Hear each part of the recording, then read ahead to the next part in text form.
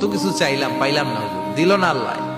বলে না আপনার সব দোয়া কবুল, তবে কবুল হওয়ার 3টা সিস্টেম আছে। কয়টা?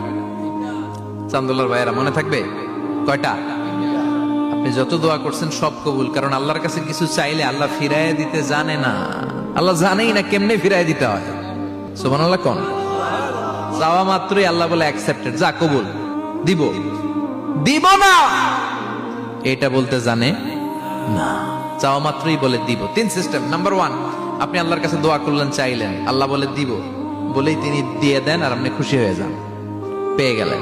নাম্বার 2, আপনি আল্লাহর কাছে দোয়া করলেন, চাইলেন, তখনও আল্লাহ বলে দিব, তবে এখন না, সবুর, একটু পরে দিব। কখন দিলে আমার জন্য ভালো, আমার চেয়ে ভালো জানে কে, পরে দিবে।